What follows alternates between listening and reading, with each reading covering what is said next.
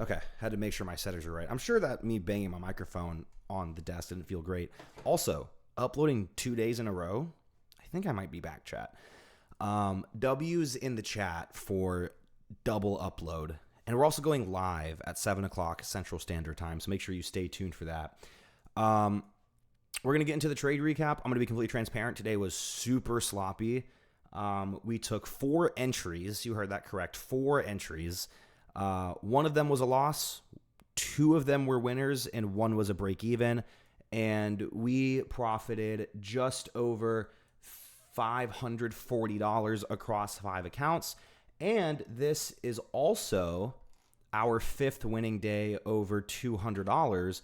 1, 2, 3, 4, 5.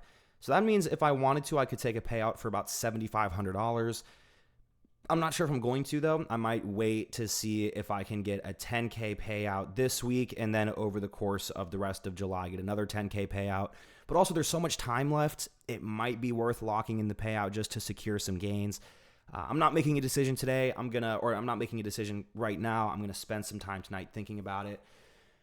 But yeah, also, win rate, not as good as we want it to be. RR is standard. I don't really think my win rate is accurate. I think it's skewed because of how I scale in and out of trades. But like, if anything, it would be skewed positively. I don't feel like I have a 60% win rate. I've only had 1 real losing day on these accounts. This day was essentially break even.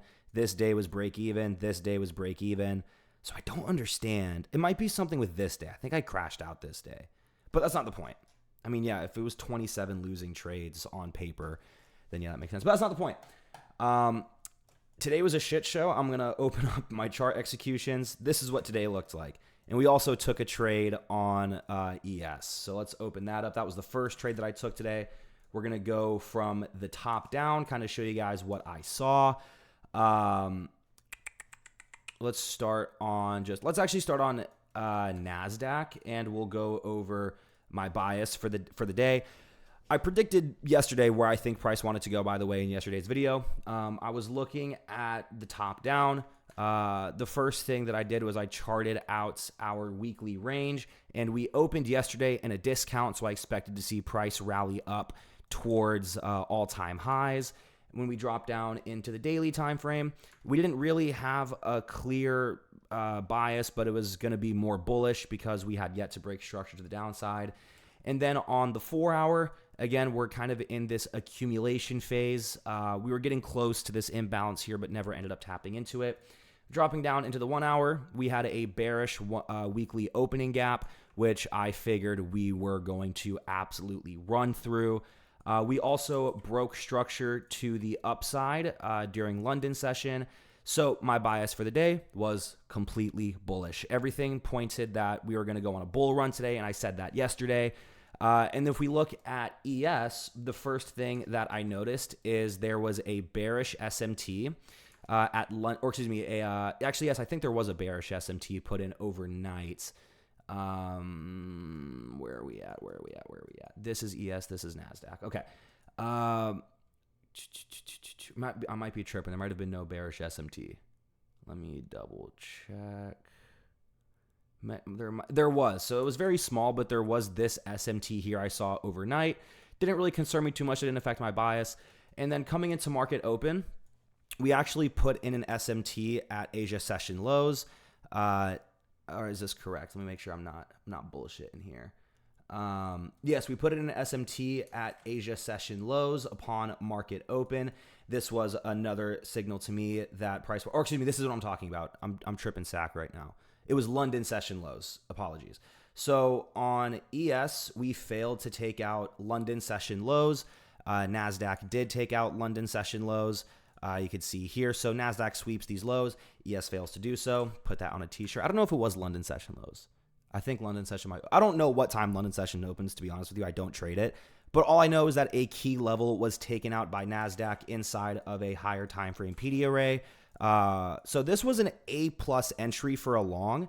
So let's talk about why I lost this trade, because this was the losing trade after having a perfect bias, getting great top-down analysis, having a clear draw on liquidity. We break structure to the upside. We retrace. We're inside of higher time frame PD arrays. Why did I lose this trade? it was because I did not wait for a proper breakout. So I tried to top tick this trade and ended up paying the price for it. So again, pre-market and upon market open, we just accumulated basically. You can see that on the 1 minute, which is where I ended up entering, we had an inverse. Again, this was basically an A plus entry. Let me also pull up NASDAQ here. Where are we at? Here.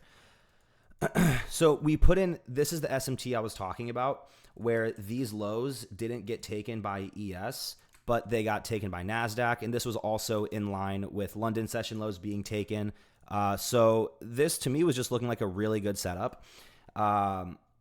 The reason that we lost is because my stop loss was set really bad. I put my stop loss in a horrible spot.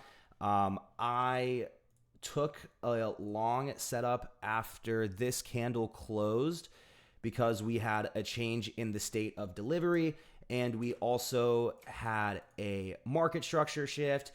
Everything was pointing in my direction, and my target, my draw on liquidity, were these highs resting up here, and I was prepared to sit in this trade for a relatively good amount of time for this to play out. But you can see here that after we after we entered this trade, we got a little bit of time in the green, but then we basically just spent the rest of the time in drawdown. I think my stop loss actually might have been here. No, where was my stop loss? Where was my stop loss at?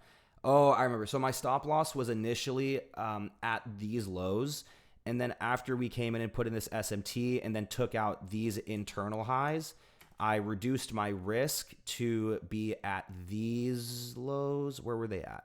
I don't remember exactly how the trade played out, but I remember 686.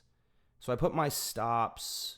Was there something on the 2 minute that I saw that made me move my stops? Moral of the story is that we de-risked after we took out this internal liquidity and ended up stopping me out. But I was not done there, ladies and gentlemen. I knew where the draw on liquidity was. So we ended up re-entering on NASDAQ. I wish I can remember exactly what I saw that made me want to re-enter. And I don't really want to sit here and ramble. I think, was this the break-even trade? Yes, this trade was break-even, so I'm not even going to talk about it. It was a break-even trade. I know I was looking at the 15-second. God, I need to start recording my trades live. Because this was the winning trade. What did I see that made me want to buy here? Let me mark it out, and then I'll go from the top down. I basically bought right here, and then I took profit. I remember where I took profit at. I took profit at these highs. So, shkadooshk. Okay, and I can turn these off now because it's just a mess. I'm not going to talk about the last trade either because actually I'll talk about the last trade. It was a little scalp, but this is what this next trade looked like. I do think I took it on the 15-second, if I'm not mistaken. Where the fuck are we at? Oh my God, I'm going to blow a gasket. Where are we at? Dude, can I not look back this far on the 15-second? Okay, thank goodness. So I entered here. What was the purpose for entering here? I wish I can remember. I don't take horrible trades. It might have been us tapping this order block because we displaced above these highs and then we displaced above these highs. I remember seeing that. And then we had retracement, and I think I entered on this. I mean, I know exactly. I entered exactly here. But I think generally what it was and the reason why I took so many more trades today is because of the fact I was really confident on our draw on liquidity. And then I took one more trade after that, and I do remember this one being on the 15-second. Get rid of that, get rid of that, get rid of that, get rid of that. This one was a little scalp just so I could get a little bit more green on the day because at this point I was only up about $400. So this one was a super low risk scalp, but it felt so easy to pick this one off. So I bought here. Let me try to see what it was. So we displaced above these highs. So again, we had a market structure shift to the downside, and then we broke structure to the upside. And then I just entered on the retracement of the break of structure around here. So retrace to the break of structure. Also, this 15-second gap held temporarily. We wicked it. And then we just ended up running to, this was another prevalent draw on liquidity. If we zoom out to, let me actually mark this out first before I start zooming out. So again, this one was a little bit cheeky. It took like 2 minutes to hit full TP, but I had my stops here and I targeted these highs here, but I ended up getting out of this trade right here. So on this trade, I risked, I think, $50. No lie, I risked $50 on this trade. And if you guys are like, also like, you don't believe me, I put all of my trades live on Snap whenever I take them on Snapchat, that is. I guess I just want to show you. But yeah, this was a, come on, dude. Show me the goods. Show me the goods. I believe I was targeting these highs, but I bailed. Okay, whatever. Doesn't want me to show you. But yeah, that was basically it. It was a super sloppy day today. I'm not going to lie to you guys, but I had a lot of confidence on the draw on liquidity for the day. Looking back, I probably should have taken all of these trades on NASDAQ. I shouldn't have really dabbled with ES.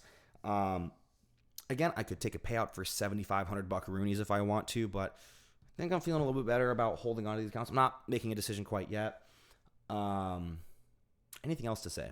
I don't think so. Live stream at 7 o'clock Central Standard Time. We're going to be doing some back testing.